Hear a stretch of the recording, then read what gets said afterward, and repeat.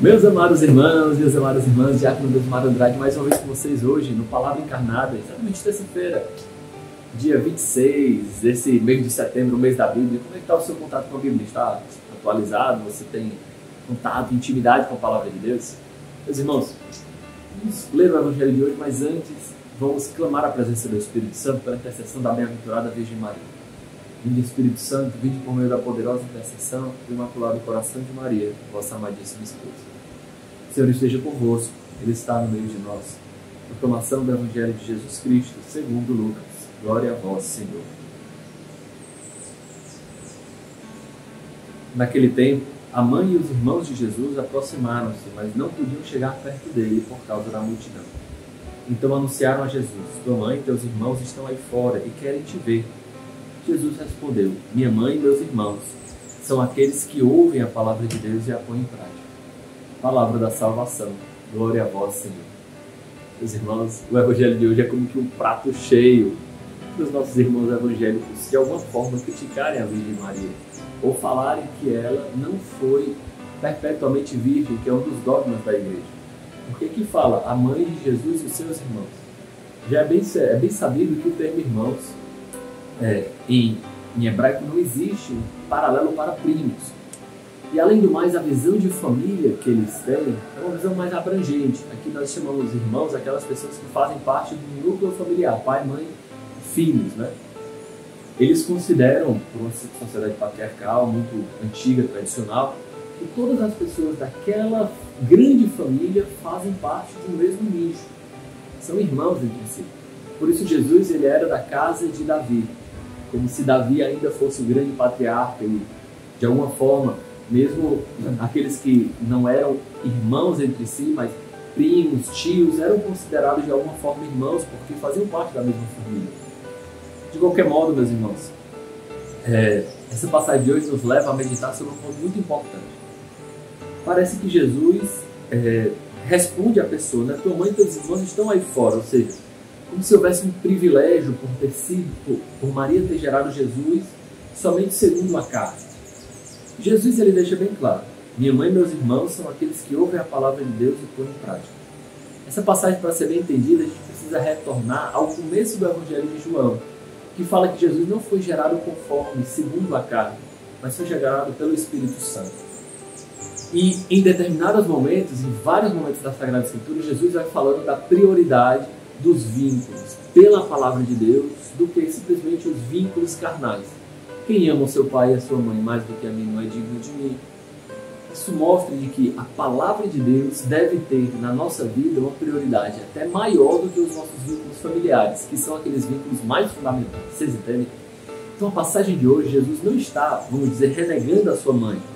Uma leitura mais apressada, menos coerente, uma leitura que carece de uma reta interpretação, acaba nos levando por esse caminho. Em primeiro lugar, os irmãos de Jesus. E a gente não entende o hebraico e a gente fica com essa dúvida. Em segundo lugar, Jesus não recebe sua mãe de maneira especial. Na verdade, Jesus está mostrando para aquela mulher que perguntou que os vínculos mais importantes não são os vínculos carnais. Os vínculos mais importantes, meus irmãos, são aqueles que estão formados pela palavra de Deus. E aqui eu vou partilhar com vocês uma coisa muito pessoal. Como é que nós podemos aplicar isso claramente também na nossa vida? Num determinado ciclo de amizade meu, esse conjunto de pessoas estava falando de uma outra amiga minha, que também é da comunidade, que é consagrada, falando que não concordava, questões políticas. E eu fiquei calado, né? E aí eu falei para ela: olha pessoal, eu não posso me emitir com relação a isso que vocês estão falando. Para além dessas querelas de vocês, eu não gosto que vocês falem disso, porque ela é minha irmã de comunidade, ela é consagrada. Ela é minha irmã no carisma. E Jesus falou que os vínculos mais importantes são os vínculos espirituais e não os vínculos carnais. Assim como eu não gostaria se eu estivesse falando do meu irmão, da minha irmã, do meu pai, da minha mãe, também não gosto que eu fique falando dela. Eu falei isso para eles ficaram indignados como se eu estivesse defendendo ela ou os posicionamentos que na visão deles eram politicamente errados, entendeu? Eles também não entenderam. Talvez essa mulher não entendeu. Talvez muitos evangélicos não entendam isso. E esses meus colegas também não entenderam que os vínculos que unem-nos segundo a graça de Deus, devem ser maior, mais profundos, mais reais do que os nossos próprios vínculos carnais. Mas isso também não poderia deixar de falar sobre uma coisa muito importante. Jesus, de modo algum, está se colocando ou diminuindo a influência, o papel da Virgem Maria. Escutem só. Minha mãe e meus irmãos são aqueles que ouvem a palavra de Deus e a põem em prática. Quem mais colocou em prática a palavra de Deus, senão a Santíssima Virgem Maria? Quem mais, meus irmãos? Et antila Domini, fiat mihi secundum verbum tuum. Eis aqui a escrava do Senhor. Faça-se em mim segundo a tua palavra. A Virgem Maria, portanto, meus irmãos, ela é mãe de Deus, não somente porque gerou Jesus na carne, que seria uma coisa grandiosa. Veja, não no sentido carnal da palavra, porque a Virgem Maria não gerou Jesus na carne no sentido carnal. Maria emprestou, deu, melhor dizendo, né, a sua humanidade ao Filho de Deus e participa da obra de redenção de forma indireta. A sua carne, a carne de Cristo, a sua carne, foi o vínculo da salvação do homem, porque foi através da carne de Cristo que a redenção foi realizada, o Verbo encarnado. Mas não só porque gerou Jesus no seu ventre, vejam só, mas porque ela realizou a vontade de Deus. Santo Agostinho falava que antes de Maria gerar Jesus na carne, Maria já tinha gerado Jesus no coração. Gerou Jesus na fé. De alguma forma, a santidade da Virgem Maria apressou, adiantou a vida do Verbo encarnado. Ela achou graça diante de Deus. E esse achar graça diante de Deus nos faz lembrar, por exemplo, de Sara e Isaac. E diante da promessa de Deus para Abraão, que ele iria ter filho, Sara ri, acha graça. Agora, não é mais uma humana que acha graça por parecer impossível uma ação de Deus. Pelo contrário, é Deus que encontra uma graça que Ele mesmo fez, preparou na humanidade, que é a Virgem Maria.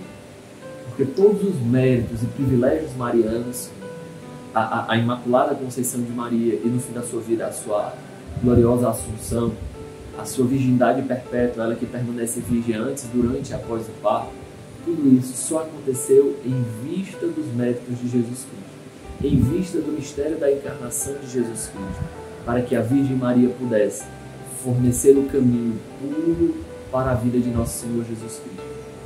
Então, meus irmãos, essa passagem de hoje, ela nos mostra claramente que Jesus ele não rejeita a sua mãe.